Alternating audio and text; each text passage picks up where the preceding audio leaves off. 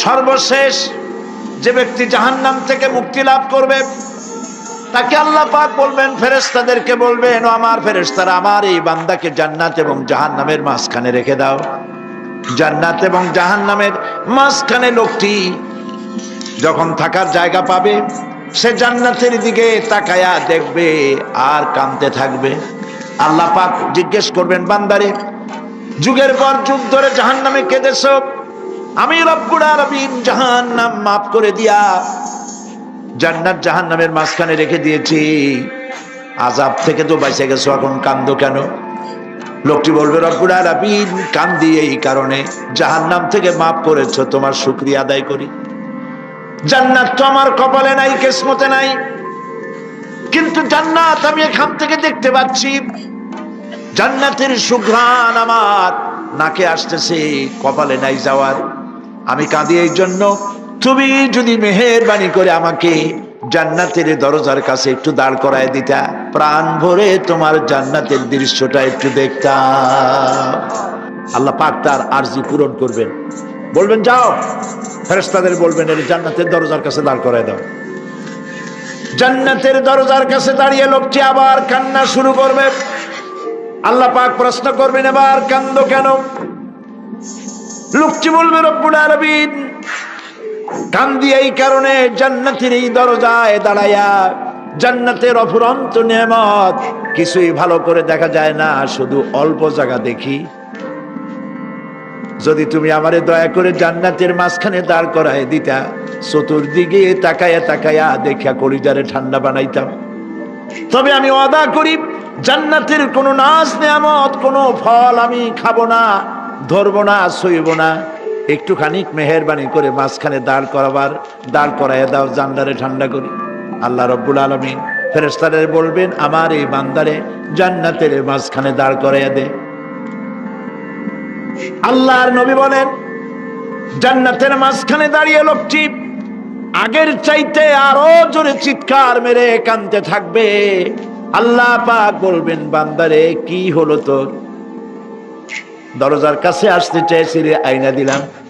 আবার এবার মাঝখানে আসতে চাইছো, তাও এনে দিয়েছি, আবার কান্দো কেন? লোকটি বলবে, রব্বুল আলামিন এবার কান্দি এই জন্যে, তুমি যখন দয়া করে একটিবার জান্নাতের মাঝখানে এনে আমাকে দাঁড় করায় দিয়েছো, তুমি রহমান রহিম গফুরুর রহিম, এই জান্নাত থেকে আবার আর বাইর করে দিও না। আল্লাহ রাব্বুল আলামিন বলবেন, ও আমার বান্দারে, আমার এই জান্নাত তোর খুব পছন্দ হয়েছে নাকি? লোকটি বলবে, রব্বুল আলামিন কলিজা ঠান্ডা হয়ে গেছে, ভাবতেও পারি না এই জান্নাত এত সুন্দর। আল্লাহ পাক বলবেন, বান্দারে, এরকম একটি নয়, দুইটা নয়, তোর জন্য আমি 10টা জান্নাত এইরকম রিজার্ভ করে রাখছি। সুবহানাল্লাহ। আল্লাহ পাককে ভয় করে পৃথিবীর সমস্ত পাপ থেকে যারা নিজেকে রক্ষা করবে, আল্লাহ তাদের জন্য এই জান্নাত রেখে দিয়েছেন। সুবহানাল্লাহ। সেই জান্নাতের রিসিপশন আপনারা আন্দাজ করতে পারবেন না, রিসিপশন কারে কয়। কি এর প্রধানমন্ত্রী আর প্রেসিডেন্ট, 4-5টা পুলিশ আর আর্মি এসে একটা ফট করে সেলুট মারলো, বাস শেষ হয়ে গেল, এরকম না। জান্নাতীদেরকে রিসিপশন দেওয়া হবে। জান্নাতীরা যখন আল্লাহর হুকুমে জান্নাতের দিকে যেতে লাগবে, আর যখন জান্নাতের কাছে চলে যাবে, আল্লাহ রাব্বুল আলামিন শোনায় দিচ্ছেন, হাত্তা ইযা জাউহা ফুতিহাত আবওয়াবুহা ওয়া ক্বালা লাহুম খাজানাতুহা সালামুন আলাইকুম তিবতুম ফাদখুলুহা খালিদিন। সুবহানাল্লাহ।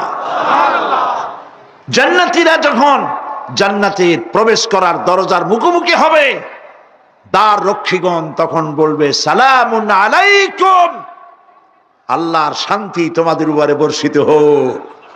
সুবহানাল্লাহ। দুনিয়ার টাটকা টাটকা সুখগুলি 2 পা দিয়ে ঠেলে দিয়েছো, টাটকা সুখগুলি গ্রহণ করো নাই, হারাম খাও নাই, আল্লাহর দ্বীন কায়েমের জন্য রক্ত দিয়েছো, জীবন দিয়েছো, কষ্ট করেছো, আল্লাহকে ভয় করেছো। আমাদের সালাম গ্রহণ করো, জান্নাতের মধ্যে ঢুকে যাও চিরকালের জন্য। সুবহানাল্লাহ। আর বাইর হওয়া লাগবে না, চিরকাল এই জান্নাতের মধ্যে তোমরা বসবাস করতে পারবে, আল্লাহ রাব্বুল আলামিনের ফেরেশতারা বলে দিবেন। জান্নাতের মধ্যে আল্লাহ পাক হুরদের সঙ্গে জান্নাতীদের বিয়ের ব্যবস্থা করে দিবেন। কোরআনে কারিমে আল্লাহ পাক বলেন, মুত্তাকিইনা আলা সুরুজিম মাসফুফাতিন ওয়া যাওয়াজনাহুম বিহুরিন ঈন। সামনাসামনি ভাবে সাজানো সারি সারি আসন সমূহের উপর তারা ঠেস লাগায় বসে থাকবে, আর আল্লাহ রাব্বুল আলামিন হুরদের সাথে জান্নাতীদের বিয়ের ব্যবস্থা করে দিবেন। যেসব হুরের সঙ্গে বিয়ে হবে তাদের আল্লাহ পাক বিবরণ দিচ্ছেন কি রকম হবে তারা। লাম ইয়াতমিসহুন্না ইনসু ওয়ালা জান। এর পূর্বে জিন এবং ইনসান এদেরকে কেউ স্পর্শ করে নাই। কি রকম তারা? কাআন্নাহুন্নাল ইয়াকুতু ওয়াল মারজান। যেমন ঝিনুকের ভিতরে মণিমুক্তা থাকে, এইভাবে আল্লাহ পাক তাদেরকে পবিত্র করে রেখে দিয়েছেন। আমার প্রিয় ভাইরা, আল্লাহ রাব্বুল আলামিন কোরআনে কারীমের ভিতরে বলেছেন, ফাবিআইয়ি আলা'i রাব্বিকুমা তুকাদ্দিবান। জান্নাত দান করে আল্লাহ পাক এবার জান্নাতীদেরকে সম্বোধন করে বলবেন, ইয়া ইবাদি লা খাউফুন আলাইকুমুল ইয়াওমা ওয়ালা আনতুম তাহজানুন।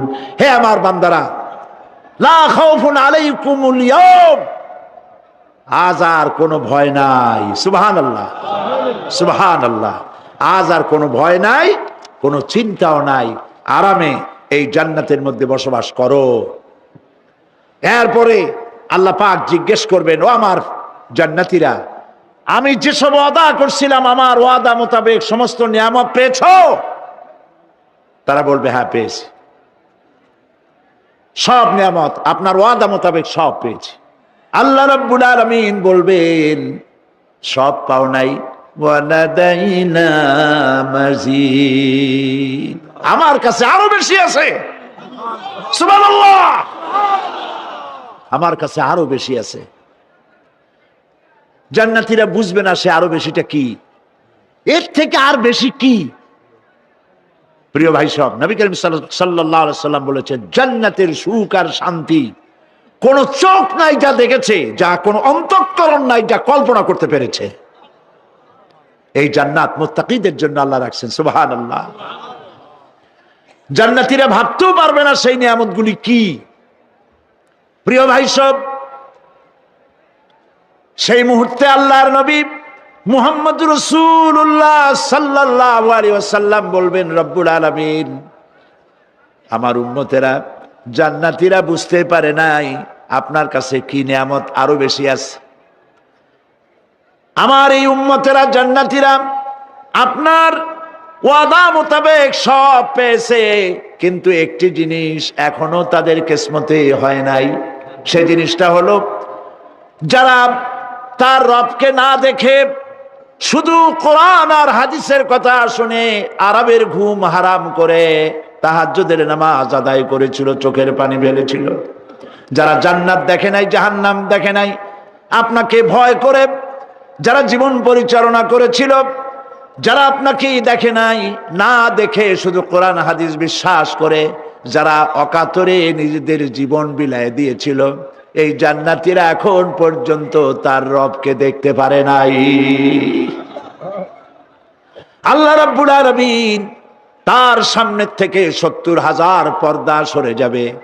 আল্লাহ পাক বান্দাদের আরজি পুরা করার জন্য জান্নাতীদের সামনে তিনি জালোয়া ফরজ হবে।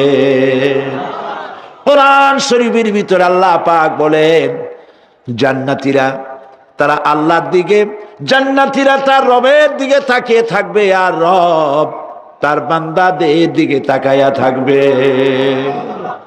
প্রাণ ভরে জান্নাতীরা রবকে দেখবে। সুবহানাল্লাহ। আল্লাহ পাককে দেখবে।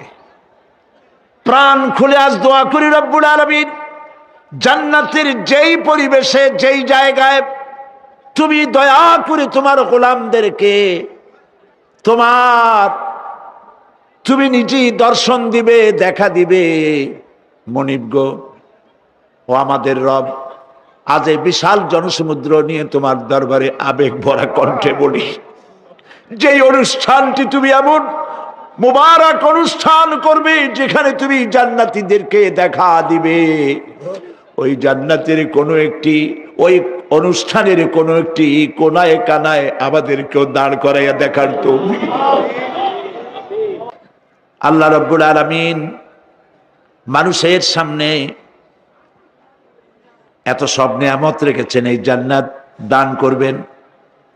এরপরে আল্লাহ রাব্বুল আলামিন কোরআনে কারীমের মধ্যে বলেছেন, রব্বিস সামাওয়াতি ওয়াল আরদি ওয়া মা বাইনাহুমার রাহমানি লা ইয়ামলিকুনা মিনহু খিতাবা। এসব পুরস্কার রয়েছে তোমাদের সেই রবের পক্ষ থেকে যিনি আকাশ আর জমিনের মালিক। সুবহানাল্লাহ বলবেন না?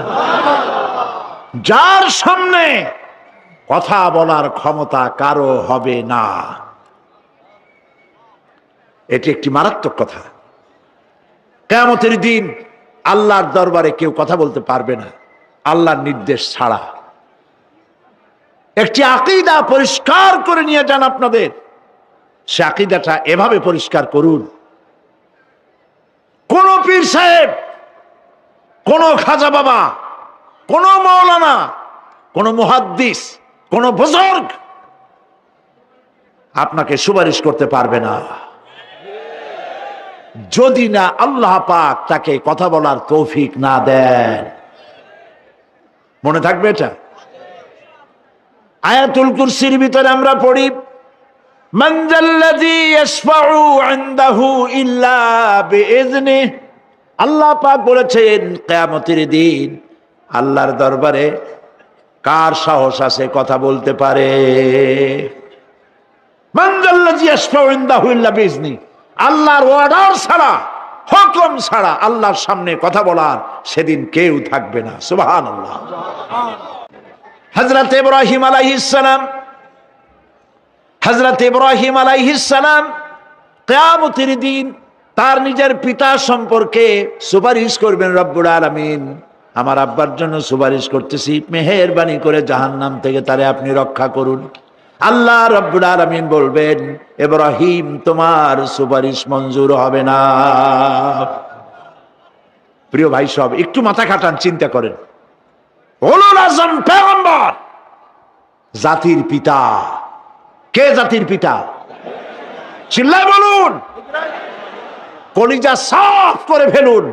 মুসলমানদের জাতির পিতা হাফিজ কেউ হতে পারে না।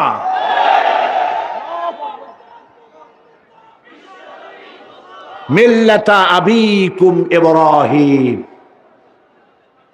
ইব্রাহিম আলাইহিস সালাম এই মিল্লাতের পিতা। সুবহানাল্লাহ। হযরত ইব্রাহিম আলাইহিস সালাম কিয়ামতের দিন বলবেন, আল্লাহ আমার আব্বার জন্য সুপারিশ করছি। আল্লাহ পাক বলবেন মঞ্জুর হবে না।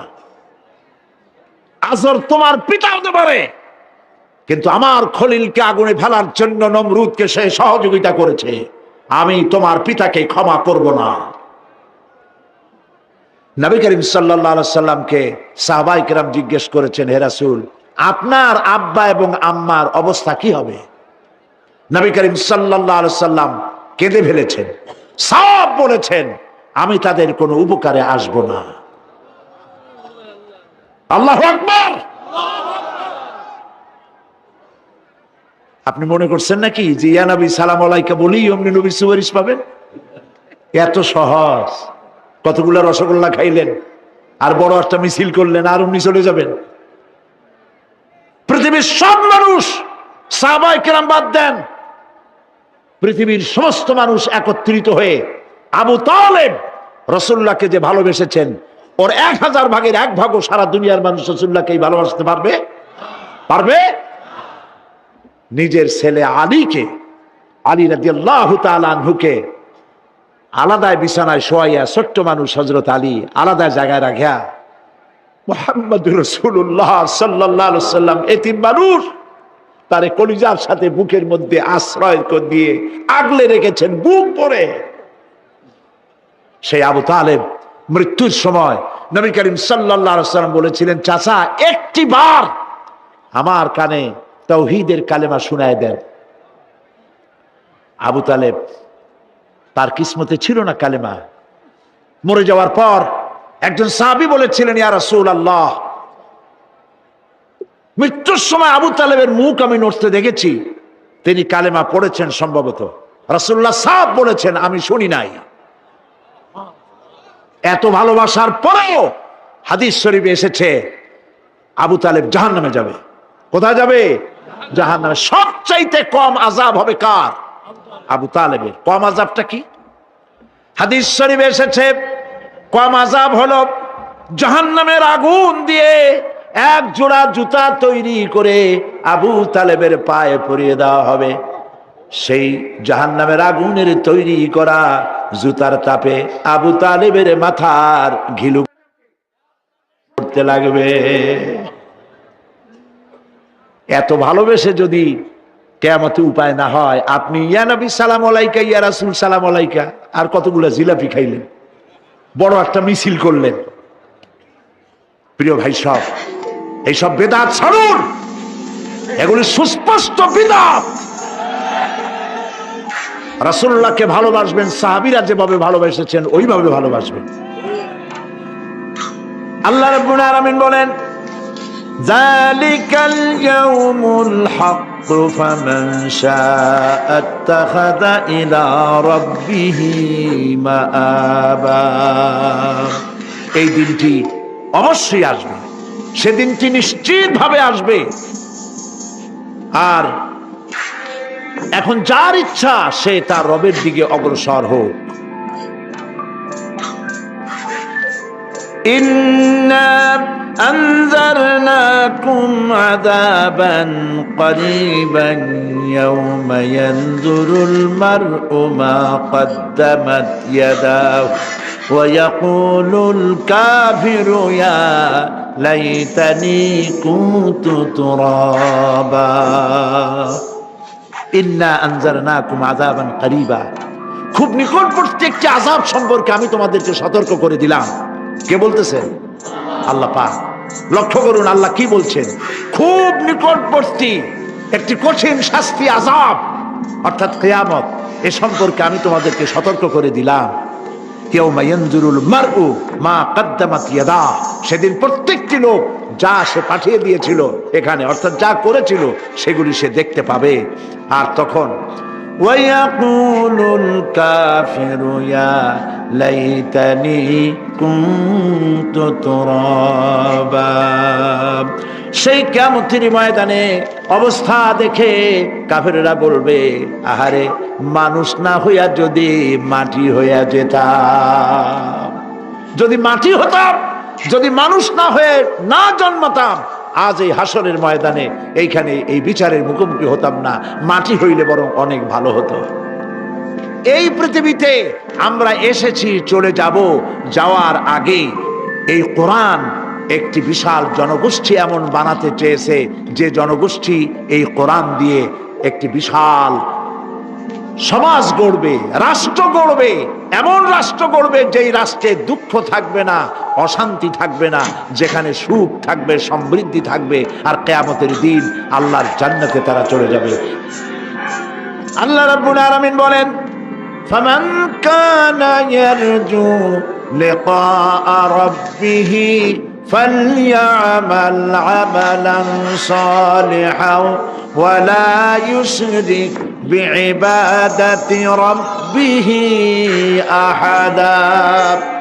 আল্লাহ পাক বলেন, যে বা যারা আমার সঙ্গে দেখা করতে চায় কিয়ামতে, দুইটা কাজ করা লাগবে। বলেন কয়টা কাজ? একটা হলো নেক আমল। কি আমল বলেন? নেক আমল। নেক আমল কারে বলে? নেক আমল করতে হলে আবার দুইটা শর্ত লাগে। এক নম্বরে কাজটা করতে হবে আল্লাহরে খুশি করার জন্য। কারে খুশি করার জন্য? একটা মাদ্রাসা বানাইছি যাতে লোকেরা বলে যে বড় একটা মাদ্রাসা বানাইছে, এই জন্য মাদ্রাসা বানাবেন, মসজিদ বানাবেন, হসপিটাল বানাবেন, যা কিছু করেন নিয়ত হবে আল্লাহকে খুশি করা। নিয়ত হবে কারে খুশি করা? আল্লাহ পাককে খুশি করা। এই হলো নেক আমলের প্রথম শর্ত, কাজ হবে আল্লাহকে খুশি করার জন্য। 2 নম্বরে কাজটি হতে হবে সুন্নতে নববী সাল্লাল্লাহু আলাইহি ওয়াসাল্লামের উপরে। মনে থাকবে, দাড়ি রাখবো কেন রাখবো? রাসূলের সুন্নাত। রাখবো কারে খুশি করার জন্য? আল্লাহ খুশি করার জন্য। রাখবো কার মতো? রবীন্দ্রনাথের মতো, কার্ল মার্কসের মতো, কবির মতো নয়। রাখতে হবে কার মতো? নবীর মতো। বুঝে নেন, কাজটা হতে হবে আল্লাহকে খুশি করার জন্য। 2 নম্বরে কাজটা হতে হবে সুন্নতে নববী সাল্লাল্লাহু আলাইহি ওয়াসাল্লামের উপরে হতে হবে। তাহলে এই হলো 1 নম্বর। জান্নাতে যাওয়ার জন্য, আল্লাহর সাথে দেখা করার জন্য 1 নম্বরের কাজ হলো নেক আমল। বলেন 1 নম্বরের কাজ কি? 2 নম্বরের কাজ ওয়ালা ইউশরিক বিইবাদাতি রাব্বিহি আহাদা। আল্লাহ রাব্বুল আলামিনের ইবাদতের সাথে কাউকে শরীক স্থাপন করা যাবে না। আমরা যারা মুসলমান, অধিকাংশ মুসলমান শিরকের ভিতরে মুবতালা হয়ে আছে। বিশ্বাস করেন কিনা বলেন? কাফেরেরা তো মুশরিক আছেই, ওরা তো মুশরিক আছেই, কিন্তু আমরা মুসলমানেরা আমাদের আমলের মধ্যে আমাদের অজান্তে সওয়াবের নিয়তে অনেক শিরক আমরা করে বসি। নাউজুবিল্লাহ, বলেন নাউজুবিল্লাহ। এই জন্য আমি বারবার সতর্ক করি, নিজেকেও করি, আপনাদেরকেও করি। এই কারণে করি, শিরকের গুনাহ আল্লাহ মাফ করবেন না। ইন্না শিরকা লাযুলমুন আযীম। শিরক মস্ত বড় অপরাধ, জুলম, আল্লাহ মাফ করবেন না। আল্লাহর কাছে কান্দে কান্দে মাফ চাওয়া লাগবে যে আল্লাহ শিরক থেকে আমাকে রক্ষা করো, বাঁচাও। অনেক গোপন শিরক আছে। মাজারে যান, পীর সাহেবের কাছে যান, মনে যদি নিয়ত থাকে উনি ফু দিলে আমি ভালো হবই, উনি তাবিজ দিলে আমার বাচ্চা হবেই, উনি আমারে দয়া করলেই আমার ব্যবসায় উন্নতি হবেই, এইটার নাম শিরক। এটার নাম কি? ওয়াইজা সাআলতা ফাসআলিল্লাহ ওয়াইজা ইসতাআনতা ফাসতাইন বিল্লাহ। যা বলার আল্লাহরে বলো, আর যা চাওয়ার কার কাছে চাও? চিল্লায় বলেন। কলিজাটাকে পরিষ্কার করে যান আজকের মাহফিলে। এই কলিজায় কারো প্রতি কোনো ভয় রাখবো না আল্লাহ ছাড়া। ভয় করবো কারে বলেন? মহব্বত আল্লাহ ছাড়া, এত বেশি মহব্বত আর কাউকে করব না। আল্লাহ তাআলা আমাদের কলিজায় তোমার ভয় এবং মহব্বত দিয়ে ভরে দাও। রাসূলের মহব্বত দিয়ে আমাদের দিলকে ভরে দাও। বিশ্বাস করুন ভাই সাহেব, কোরআন শরীফ আমার সামনে, বিশ্বাস করুন, দেশি পীর বিদেশি পীর, খাজা বাবা দেশি এবং বিদেশি, কেউ আপনার ভাগ্য বদলাই দিতে পারবে না। এই পিছনে দৌড়ায় দৌড়ায় কোনো লাভ নয়। এতক্ষণ মসজিদের ভেতরে বসে আল্লাহর কাছে কাঁদেন। ওয়াকালা রাব্বুকুম উদউনি আস্তাজিব লাকুম। তোমার রব বলেছে আমারে ডাকো, আমি ডাকের সাড়া দিয়ে দেব। সুবহানাল্লাহ। আর আল্লাহ বলেছেন আমার ইবাদতের সাথে কাউকে শরীক করবে না। খবরদার। আলাইসাল্লাহু বিকাফিন আবদা। আল্লাহ প্রশ্ন করছেন, আলাইসাল্লাহু বিকাফিন আবদা, আমি কি আমার বান্দার জন্য যথেষ্ট নই? সম্রাট শাহজাহান মসজিদে বসে আছে, এক ফকির ঘুরতেছে। লোকেরা কয় ছোটবেলা থেকেই তোমারে খয়রাত করতে দেখলাম, ভিক্ষা কি জীবনেও যাবে না তোমার? লোকটি বলছে আমি ভিক্ষা করবো ছাড়া আমার উপায়টা কি? এই লোকটি আমি ভিক্ষা করা ছাড়া করবো কি? লোকেরা তো আমার 60 টাকা 50 টাকা 100 টাকা দেয় না, 4 আনা 5 আনা 1 টাকা এই আমার দেয়, এ দিয়ে আমি বড় লোক হবো কেমন? লোকটি বলছে আচ্ছা দেখো, তুমি তো জায়গা মতো যাইতে পারো নাই, বাদশার কাছে যাও, এমন দেওয়া দেবে জীবনে আর খয়রাত করা লাগবে না। তো বাদশার কাছে কি খয়রাতি যাইতে পারে কোনোদিন? কয় হ্যাঁ এখন পারবা। কেমনে? কয় সম্রাট শাহজাহান এখন একা একা মসজিদে আছেন। তখনকার এসব বাদশারা অনেকে নামাজি ছিলেন, দিনদার ছিলেন। ফকির দরজার কাছে দাঁড়াইয়া দেখতে পাচ্ছে কেউ নাই, দেহরক্ষীরা দূরে দূরে দাঁড়ানো। বাদশাহ মসজিদের ভেতরে বসে হাত তুলে ঝুলতেছে আর কাঁদতেছে, চোখের পানি দিয়া দাঁড়িয়ে ভিজে ভিজে পড়ছে। এই দৃশ্য অনেকক্ষণ দেখলো ফকির।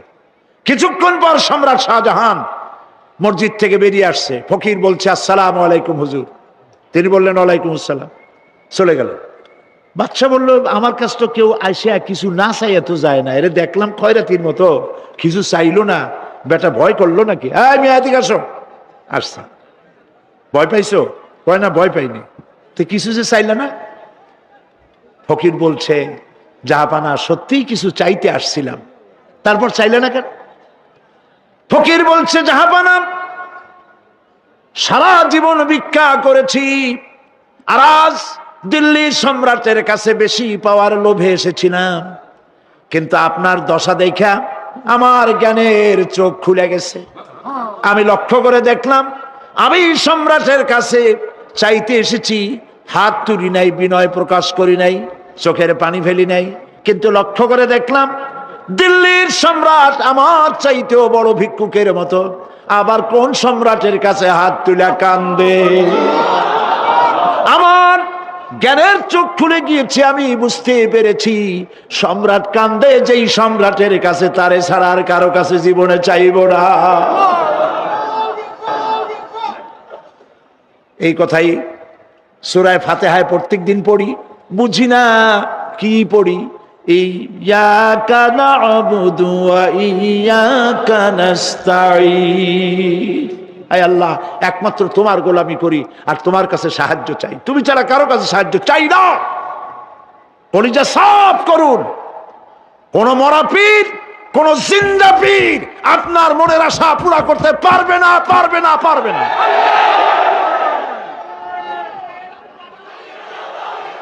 আর আজ থেকে কোন মাজারে টাকা দিবেন না, পয়সা দিবেন না, আগরবাতি দিবেন না, মোমবাতি দিবেন না, গোলাপ পানি দিবেন না। কারা কারা দিবেন না হাত উঁচু করে দেখা। আল্লাহুম্মা আমিন। আয় আল্লাহ তাআলা, মানুষ যদি আমেরিকায় যায়, ইউরোপে যায়, সপ্তাহে সপ্তাহে বা দিনে দিনে প্রতিদিন টেলিফোনে কথা বলা যায়, চিঠিপত্র দিয়া খোঁজ পাওয়া যায়। আমাদের মা বাবা, আত্মীয় স্বজন যুগের পর যুগ কবরের মধ্যে শুয়ে আছি, কোনো খবর জানি না।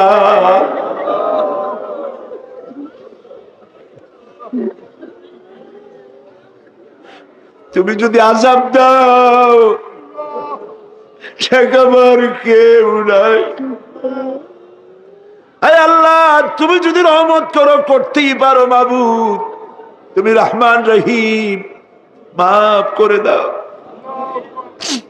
আল্লাহ তাআলা, এবার আমরা আমাদের গুনার কথা বলি। এই লক্ষ লক্ষ মানুষ তোমার বান্দা বান্দিরা খাওয়ার জন্য আসে নাই, রিক্সা ভাড়া কেউ রে দেওয়া হয় নাই, দোয়া কবুল হবে এই বিশ্বাস করে এসেছে। বাবু তুমি তাকাও, তুমি তোমার আরশে আজিম দিয়া তাকাও। আমাদের ঈমান, আমাদের আকীদা, আমরা এখন কোথায় বসা তুমি দেখতে পাচ্ছ। আমরা কি বলে কাঁদতেছি তুমি শুনতে পাচ্ছ। রব্বুল আলামিন, আমাদের গুনার দিকে যদি তাকাও তোমার গোসা হতে পারে। আমাদের গুনার দিকে তাকায়ও না, চোখের দিকে তাকাও।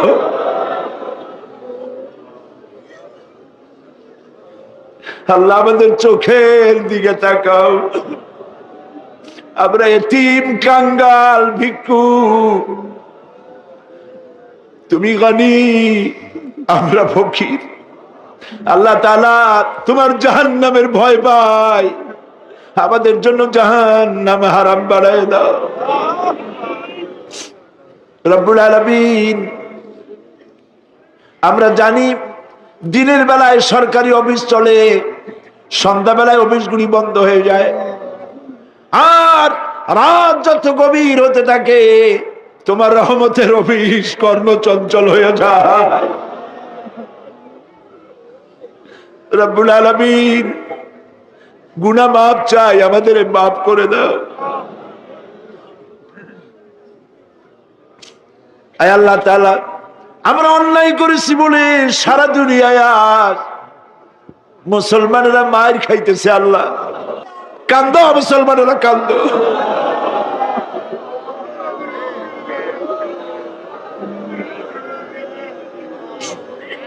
আল্লাহ বাগদাদ বাঁচাও, কুয়েত বাঁচাও, আমাদের কলিজা মক্কা মদিনা বাঁচাও।